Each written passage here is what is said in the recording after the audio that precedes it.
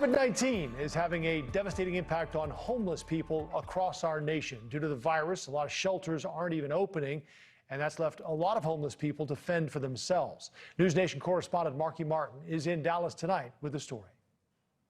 Dallas has the highest homeless population of any city across the South. About 10,000 people a night don't have a place to lay their head here.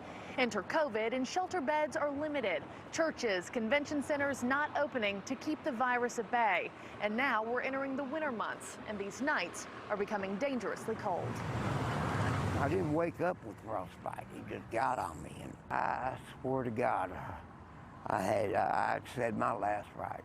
Below the hustle and bustle of I-35 in Dallas, you'll find 52-year-old Parrish. He calls this bridge on Riverfront home.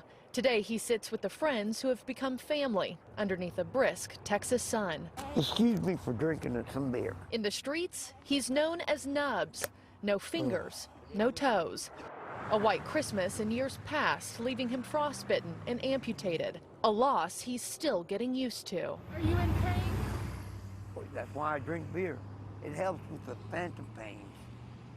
It feels like my fingers are curling up around each other.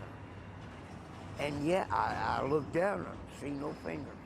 Sadly, he's not alone. He's one of about 10,000 who are homeless on the streets of Dallas every single night. Pre-pandemic, there were only about 2,400 shelter beds across the city for the taking. And now with COVID, that number has dwindled to 2,000. People like Nubs now vying for refuge as it grows colder. My name's David. We went out with David Coe, who works with Our Calling, a nonprofit that ministers to and supports Dallas's most needy. He hits the road every morning to connect with them through kindness. And he's no stranger to what some of these folks are going through. I had left kids behind because of a drug addiction and alcoholism, so I can relate with these guys.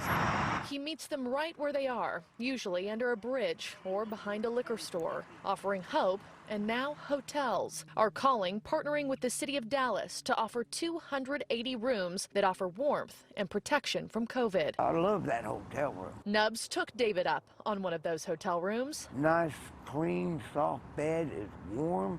I took me a nice hot bath. It was the first night this year he has slept indoors. Founder and CEO of Our Calling, Pastor Wayne Walker, says homelessness is a disconnection. You're disconnected from family, friends, mental health care, medical care, housing, jobs, income. The pastor began hanging with the homeless 20 years ago. He says the issue is cyclical, often compounded with trauma. The stereotypical idea that many on the streets are lazy or have chosen this lifestyle he calls ignorant. Every person on the street, if given the opportunity, would choose to sleep in your house, in your bed. It's freezing outside this time of year, and they would choose to live anywhere but where they are.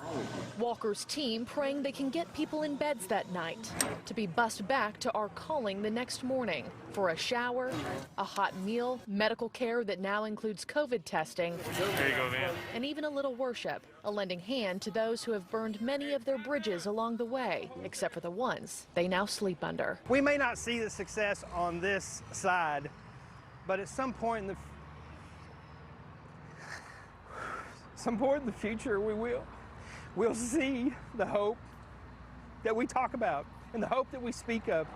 Now, to date, about 500 homeless people have stayed inside these hotel rooms, and they will continue to be offered until Our Calling runs out of funds. We're expecting about 20 freezing nights here in Texas this winter.